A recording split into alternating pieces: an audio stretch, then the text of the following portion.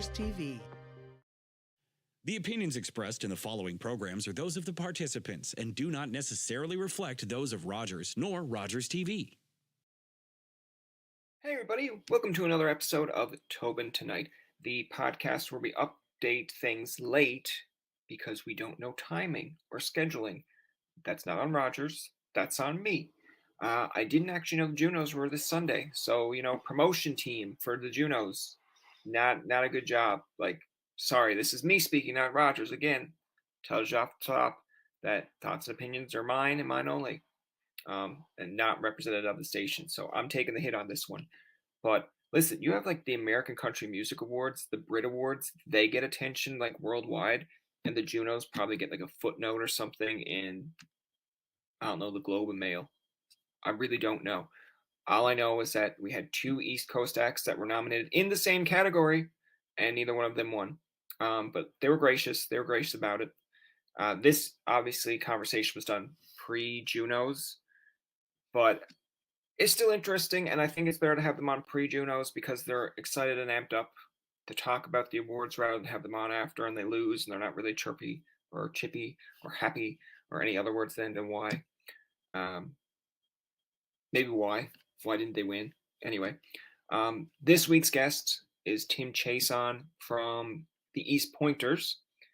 He's going to talk about how the band formed, their relationship with Emma Watkins from the Wiggles, and of course the passing of his cousin and band member, Cody. And to be honest, I think it's a great interview. I think it's very in-depth. And I'm pretty sure he's already talked about the passing of Cody. But again, it's been maybe roughly a year, a little bit more than a year. I think it was around February that he passed.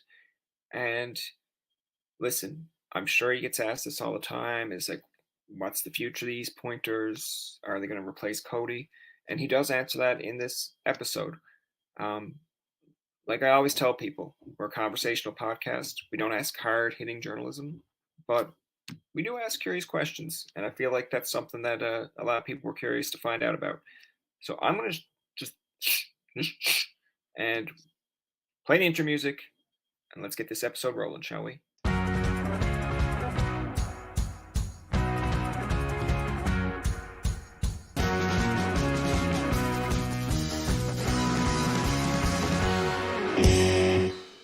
To really start off, welcome to the podcast, Tim. Yeah, thanks for having me. Tell me a little bit about how this band formed, because I know I did a little bit of research. I tell people I know a little bit about them, not everything, because if I know everything, why are we here? But I did a little bit of research, and I found out at 14, you really you dabbled in different instruments, but at 14, you were kind of starting your whole musical career with a couple of your siblings, cousins. I kind of refer to you almost like a Jimmy Rankin in a way, because it's you're doing the band thing with the family, and it's all right, Jimmy's got that covered. What are you doing, Tim? Yeah. Well, I mean, I guess, I grew up like many families on the East Coast, just playing music with my siblings and cousins, and with no intention of, it was just how a lot of people, it's part of the culture. As you know, in Atlantic Canada, and it's just kind of in the blood. And my older brothers, going way back, my older brothers played in cover bands and Celtic bands, and I just really looked up to them. And I remember they asked me to play bass in that band, which was a Celtic rock band, when I was about 14. So that's when my first taste of actually playing shows and going on tour across Canada and stuff like that happened. And then I started, whenever they kind of stopped playing, I dabbled in a solo kind of singer-songwriter stuff. And that's where my true passion and love was writing songs. And I did that for a number of years until, Cody and Jake and I just kind of, I guess organically were we should just, we were hanging out, drinking beers, playing tunes, and no intention of doing anything, really just wanted to have fun. And and that's kind of when the East Pointers formed in about 2014, I guess. Just out of sheer we enjoyed each other's company. Obviously Cody and I are first cousins, and Jake was a really good buddy, and then we had this opportunity to go on a tour shortly after we formed, to go to Australia. And I had been to Australia like as a solo artist before, but when we got there that time, it was like, oh, maybe we should do this more often. And then we began to take it more serious. And then that first album that we made got nominated for Juno, and we were like, what the hell? Or sorry, it won a Juno. And then we, from there on out, we kind of, took it obviously much more serious and toured a lot.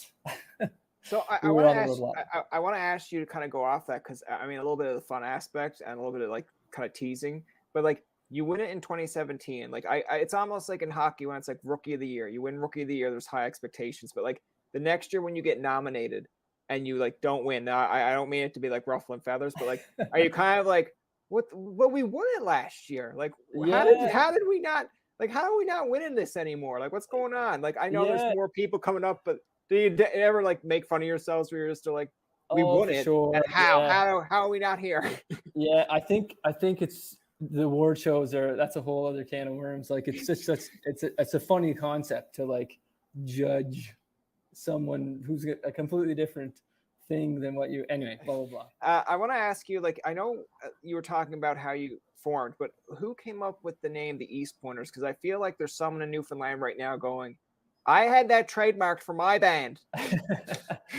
Yeah, well, you know what? There was, like I say, there wasn't much thought that went into like the East Point is just like close to where Cody and I had grown up. So we, and actually Cody fished.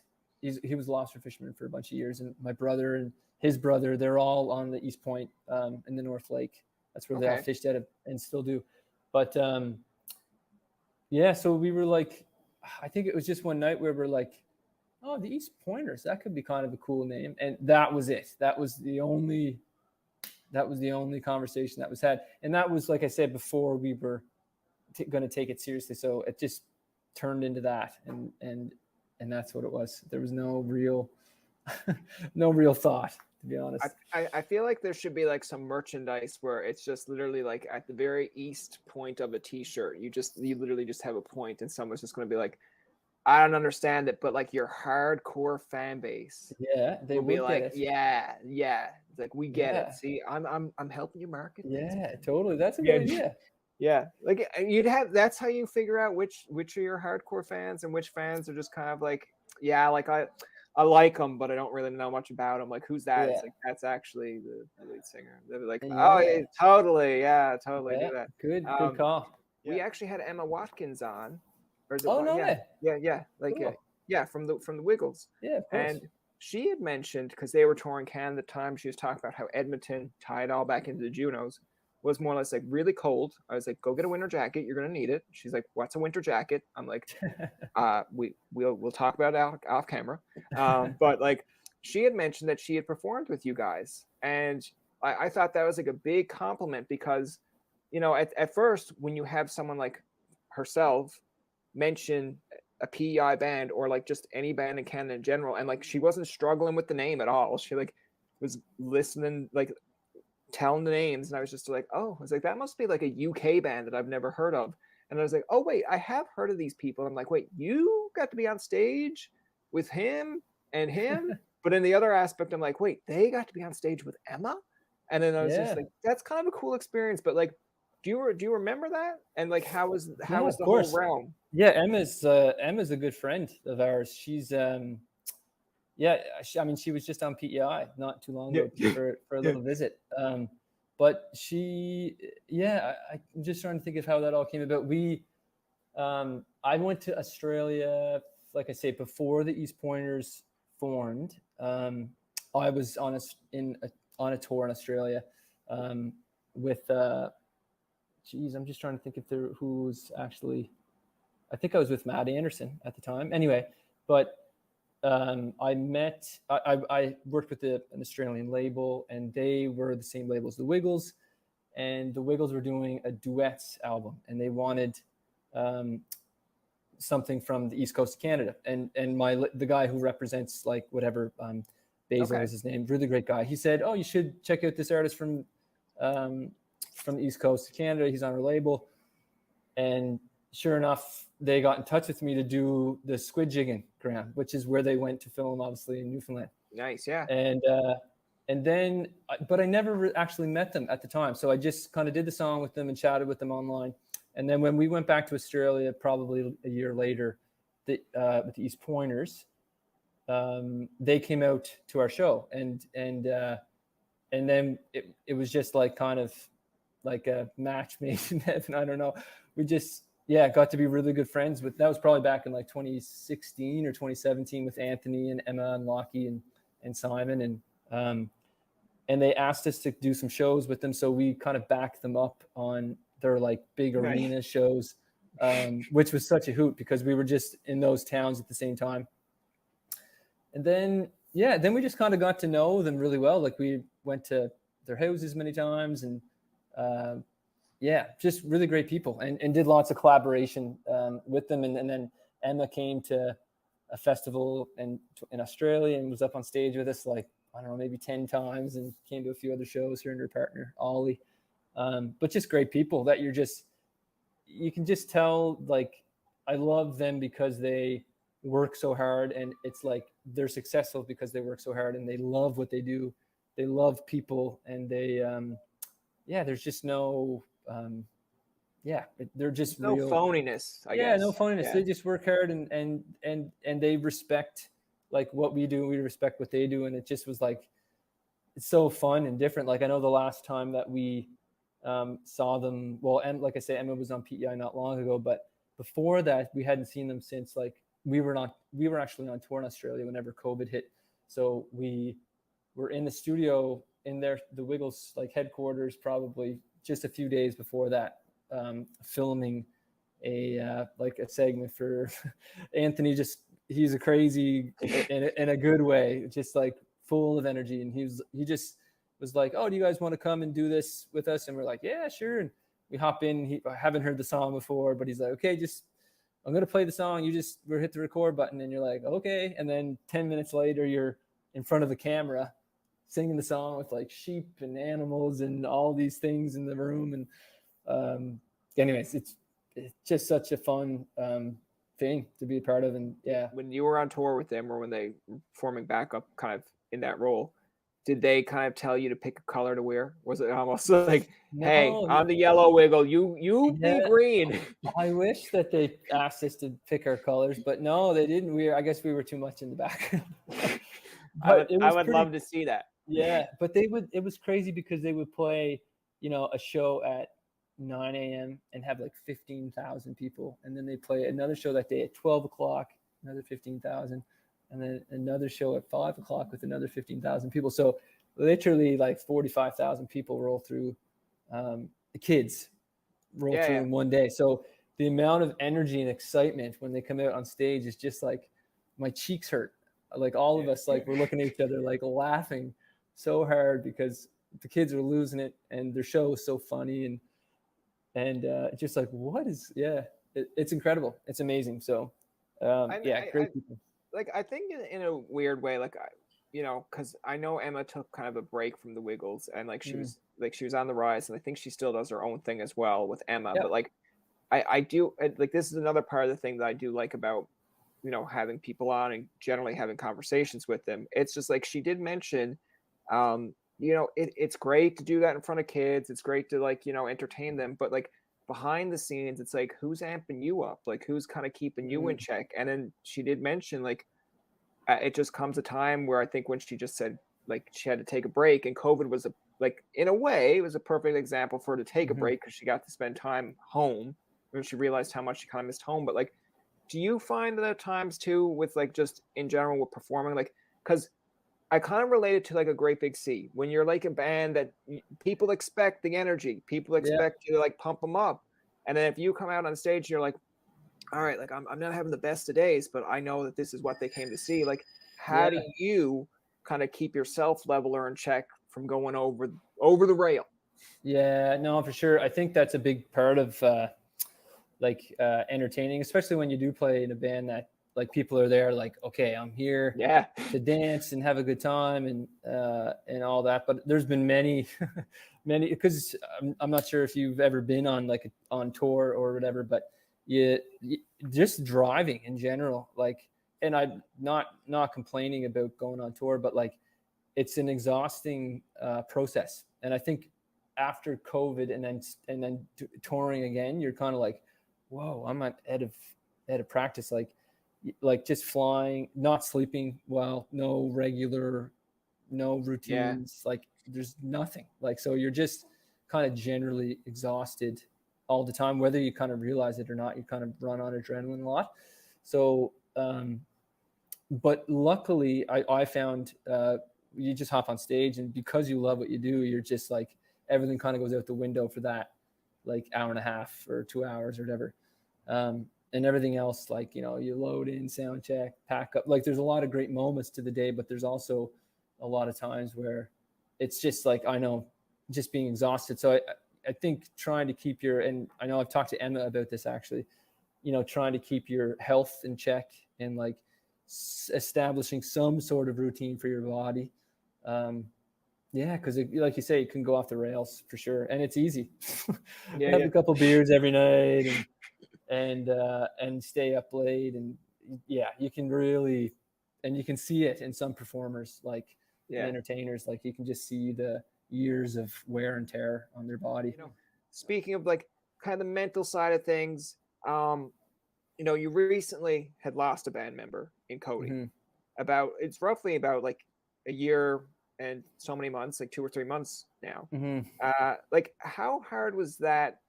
Like, number one, to handle the loss, but then to figure out like, okay, what do we do? Because obviously I don't think anyone would fault you or you like the remaining members of saying like, hey, we need a break. This is big. Like we didn't expect this. Yeah. Or like, was it kind of like, man, we kind of need to keep doing this in his legacy and for us to kind of get through this? Because listen, if I was in that peace of mind, I don't think there's any wrong answer, but it's just like, for me, it's like once I start getting through a little bit of depression or something tragic happens, I'm like, all right, we can't just like stop. I need something to keep me going. Because as soon as I stop, it's over. Like if I gave up podcasting and more because something happened, I'm not picking it back up. Yeah. No, it's been, it's like and I'm sure lots of people maybe listening, when you lose someone so close, it's it's unlike anything. Like you just can't, it's indescribable. It almost still doesn't feel real. That, like, you know, I'll see a picture of Cody or, you know, or just something about Code, like, and I'm just like, many days I'm just like, really, like in my head, it's like Code and I grew up together, played music together since we were kids, and then and we're always, you know, such great, like very, very close. And then obviously starting the band was like a whole other chapter of our lives in our adulthood. But yeah, and I think, you know, with Jake and I, when shortly after Code passed, it was like, for me, I thought, you know what, like, what an amazing thing that we did and had as the East Pointers. But I thought, like, you know, we're not going to be these Pointers anymore. I think that's just like, that's a chapter of our lives. That was like something that I thought in my head. And I know that, but as time kind of went on, I think, you know, we had a whole EP or like a half of an album recorded with Cody, and Code was so pumped about the songs. Like he was just like over the moon to get them out. And he was the one that was always like, okay, what do we need to do? Like, we had just recently signed with Network, which is a great label, Canadian label, I guess back at the end of 2021 or so. And so Code is really excited. He's like, okay, what can we do to get this record going and blah, blah, blah. And we were just writing all the time. Just, we were just like, we can't not put these songs out. And we have so many other songs that we had written with Cody and little bits and bobs of things. And I think there came a point where Jake and I were like, we should keep going. Like we should keep this band alive. And I think that's what Cody would want. And it's not going to be the same. Obviously, it's just going to be Jake and I, and it's not going to be there's going to be a huge hole, and there always will be. So it's tricky to even sort, and it's even at the beginning stages of that. Like we're not supposed to do our first show until the fall, but then this thing came up at the Junos where obviously being nominated, and then this show actually we're doing with the Fortunate Ones, like where our label asked us if we would play, and at first we said no, but then we were like maybe we should, this should be the first thing that we do, just a quick set, like kind of acoustic vibe. So so that's kind of where we're at currently, and then like we have some touring coming up in the fall, and some new singles and stuff coming out. So, but it's always like, I think the East Pointers will always be the three of us. Yeah. Like just not the three of us on stage. So that's our moving forward kind of, with Code, because we've written so much with them and have grown so much. And really the band it revolves around Cody, because that's kind of why we started in the first place too. So, but yeah, it's bizarre and very surreal. Yeah. I would think it'd be interesting. Like, I don't know how long you can keep it going, but it would be cool if, like, when you do a grand stage concert or when you do any concert, just have a flashlight or like a light on just an empty like mic or something, and then people just like, even for a younger generation, I find like they just like, sometimes you go see a band and they're like, why are they doing that? I'm like, oh, because one of their bandmates died, and that's kind of their legacy. And then that person then goes later and looks them up and finds out the whole history of it, right? So it'd be kind of cool. Yeah. I think that there'd be something that would happen. I think, I don't know what it would be, but like I say, like it's, and I know some people have actually said like, oh, who are you going to get to replace Cody? And it's just like, you can't even, like, I couldn't imagine having someone else on stage. It's just not, anyway.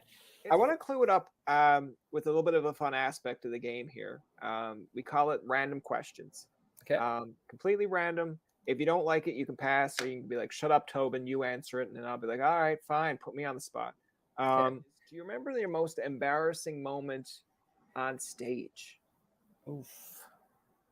Most embarrassing moment on stage. Oh, there must be. Oh, I have one that was fairly embarrassing. That I remember once we were driving from, embarrassing, but and stupid. So like we were driving from Scotland. Best combo. Yeah.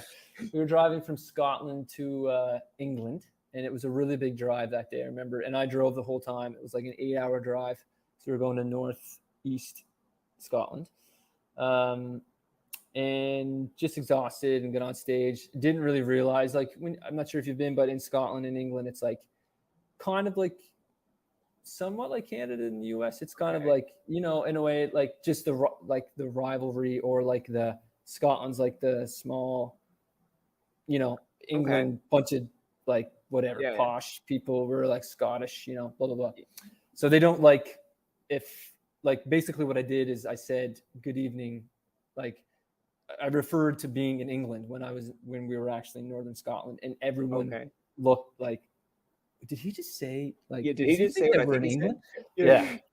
And there were people genuinely upset that I can't remember how I said it, but I remember the guys looking at me like, did you just say that we're in England when we're in Scotland?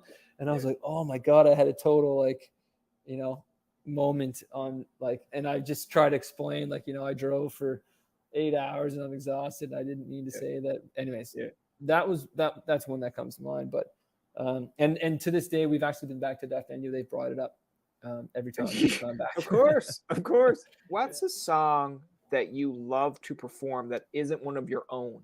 Like something, like it can be by yourself, but like something that you're like, man, love doing this song. No matter how many times I do it, I'll just keep coming back to it.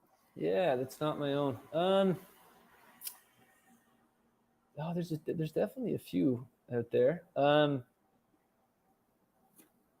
We used to do a cover of Heroes by David Bowie. That was kind of one that I always enjoy doing. And if I'm like just grabbing the guitar, I Yeah, that's kind of a go-to.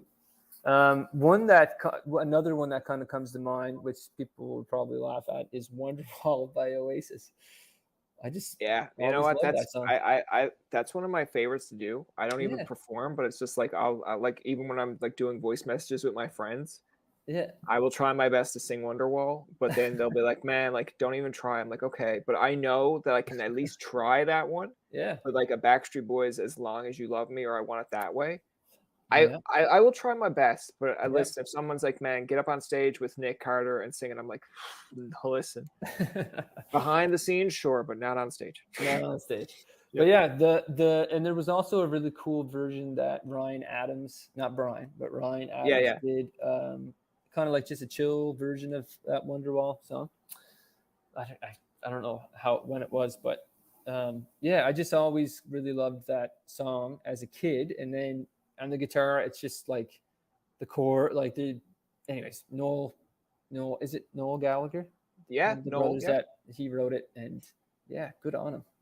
Yeah. Well, Impressive. you know what? Like speaking of like just like covers, like it's funny because like I know when I was in so I went to Algonquin for radio and Oh like yeah, you hear a lot of the same music because it's on like the station, but then they have like an Ottawa local station that you have to promote like Canadian acts or Ottawa. And at first when I first started there, I did not like that. Like I just like as if I'm gonna walk in as a new Flanner, like we're changing it.